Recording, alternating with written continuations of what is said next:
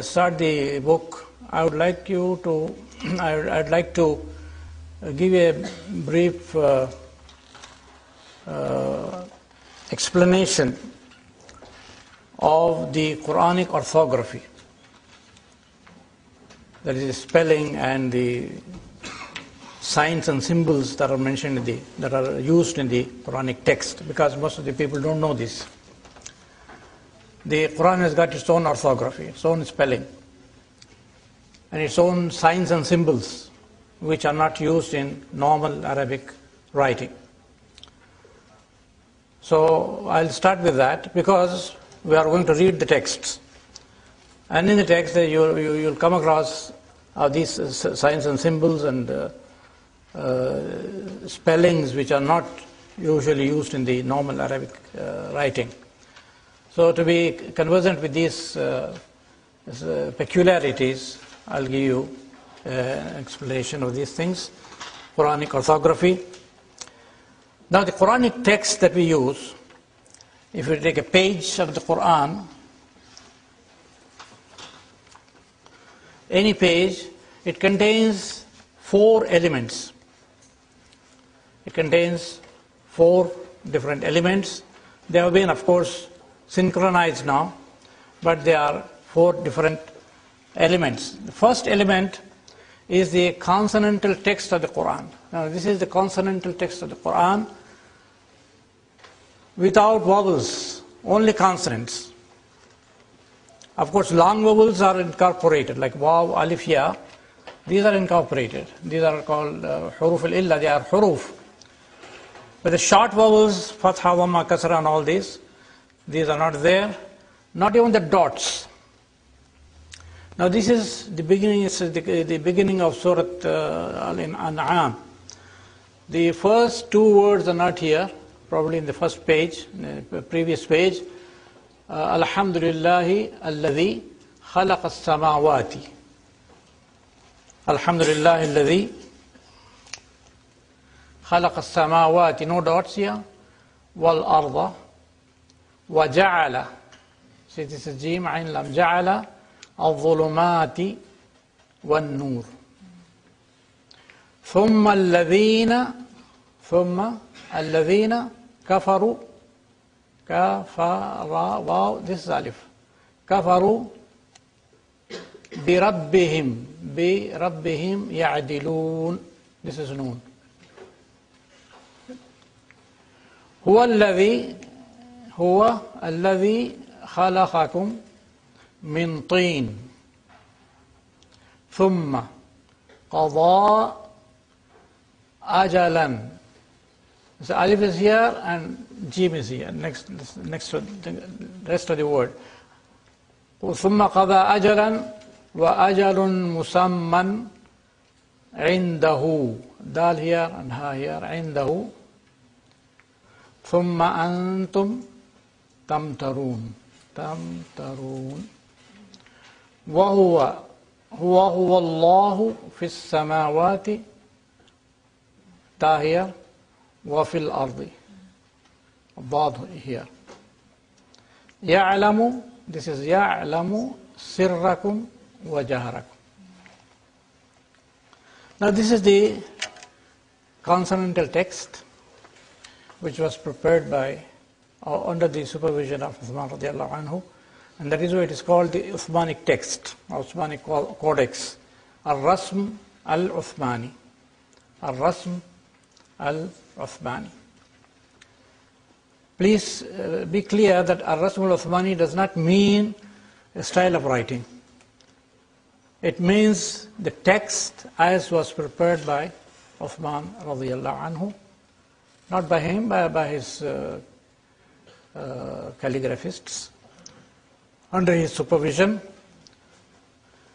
So the first element, when we say such and such text confirms to Ar-Rasmul-Usmani, what does it mean? It means that the spelling of the words confirm to the Rasmul-Usmani by the text, confirms to the text prepared by Uthman radiallahu anhu. For example, as-samawat has no alif. So if you write as-samawat, waw and then alif, complete alif, it does not conform to the Uthmanic text. But if you write without the alif or a short alif after waw, then it conforms to the Quranic Uthmanic text. So the first element in the Quranic text is Ar-Rasmul-Usmani, which is the consonantal text prepared by Uthman radiallahu anhu. The second element is the dots, which were added later on. For example, khalaqa, kha has no dot. Kha has no dot. Qaf has no dot. Samawat, ta has no dot. Now in those days, the Arabs knew the Quran, the Muslims knew the Quran by heart. It was only a support. But most of the people, most of the Sahabas knew the Quran by heart, so they can easily read the text. So the dots were added later on when non-Arabs entered into Islam and they could not read this text. Dots were added. That is the second. It's called al-i'jam. I'll write these. The first is Ar-Rasmul-Usmani. Ar-Rasmul-Usmani. The second is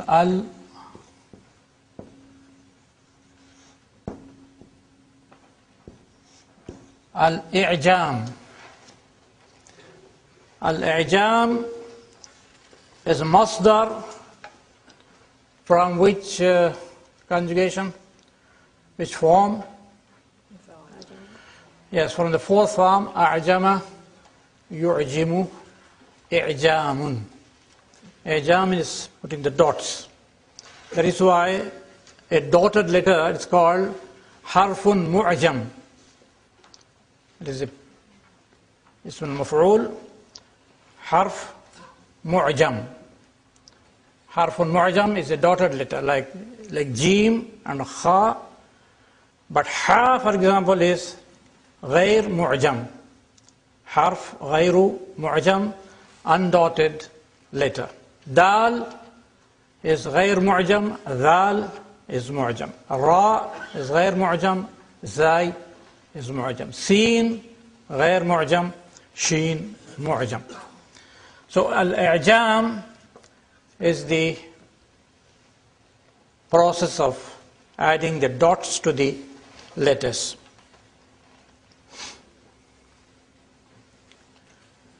The third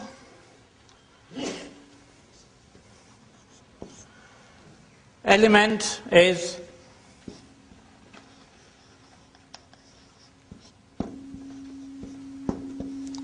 Al-Dhabt. Al-Dhabt means the vowel points.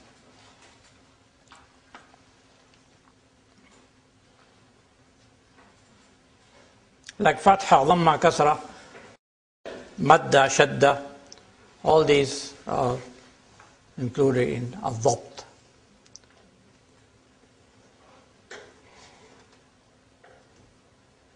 In the Indian subcontinent, they use the word al-i'rab, i'rab. That is not correct. But i'rab, you must have learned in the Arabic grammar, is to find out the correct ending of a noun or a verb in the sentence. For example, عندي كتاب is مرفوع. قرأت كتابا, I read a book, it's mansoob. وجدت هذا في كتاب, I found this in a book, it's majroor. Now this is i'rab, the changing of the endings of a noun or a verb, mudari', to show its function in the sentence. That is i'rab, which in European language is called declension. Declension of a noun.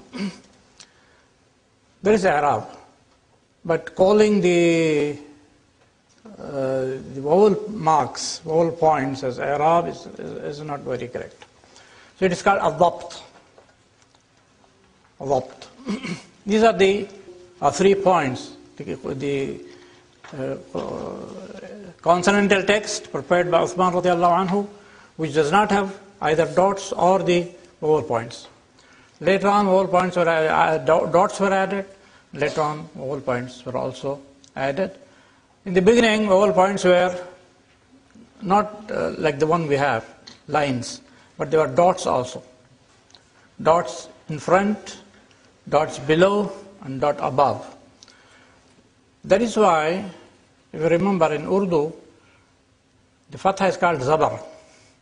Zabar means above. Zair means below. Pesh means in front.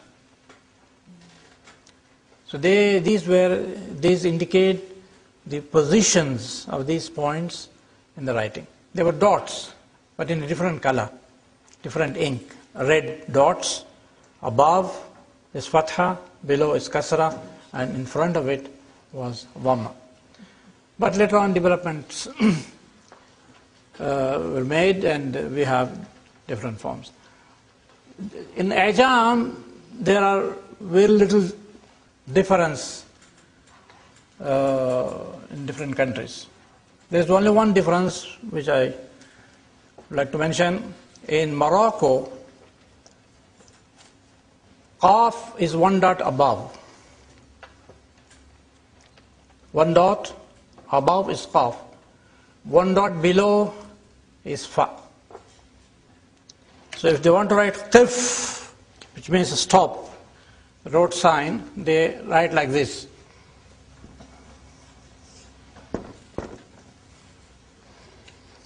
If you go to Morocco, be careful.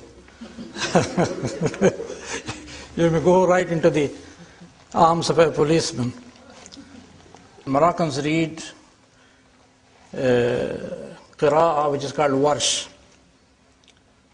Warsh. So they write also in this writing qaf 1 dot above and fa 1 dot below. And we in the Quran complex, King Fahd Quran complex, we have published Quran according to Warsh also. So we get a lot of letters from different parts of the world saying, you don't know how to write the Quran. You write 1 dot for qaf. So we have to explain to them that this is how the Moroccans write. With regard to adapt, there are different styles of dabt. In the Indian subcontinent, there is one dabt, which is not very different, but it's different from the dabt system that is used in Arab countries. Turks, they have a different type of dabt. And warsh in Morocco, it has completely different kind of dabt. It's all systems, different system, but it doesn't change anything. The 4th element, alamatul waqf. Alamatul waqf means punctuation marks.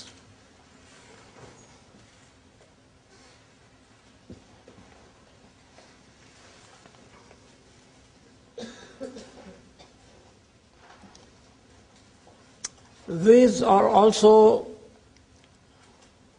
different countries have different systems. India and Pakistan, they have got a different system. In Arab countries, they have got a different system. And these are of recent origin, maybe about 200 years old, 250 years old, not very old. That's to guide the reader where to stop, where not to stop. But in the Indian subcontinent, they have got so many signs that one gets confused. There are a lot of signs, and some of the signs are contradictory.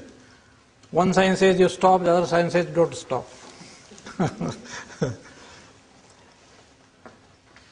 In the King Fahd Quran complex Quran, we have got only 5 3 or 5 or 6. I'll explain to you later on when we come to that.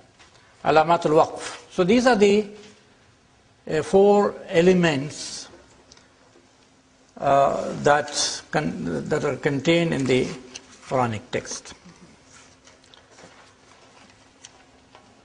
So the very important thing is that it should conform to the Ar-Rasmul-Usmani.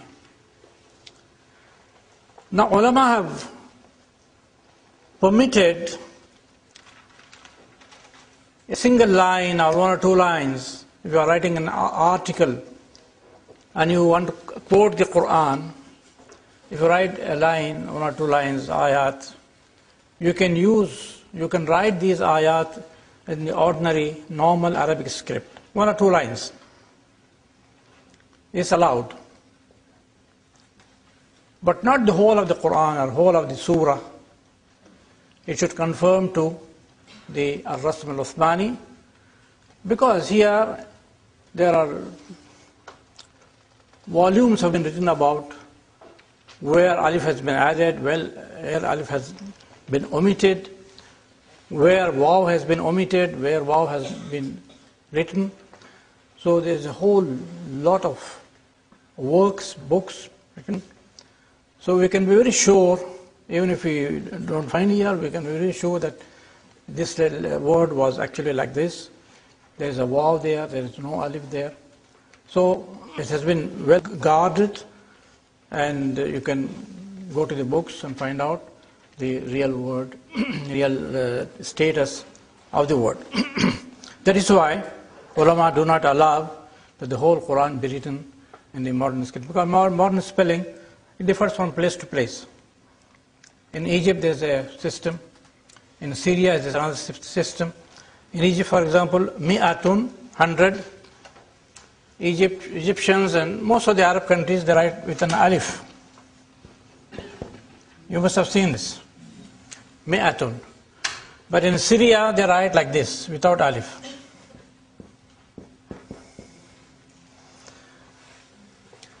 In Egyptian Arabic, ya is written without dots. In Syrian, with dots.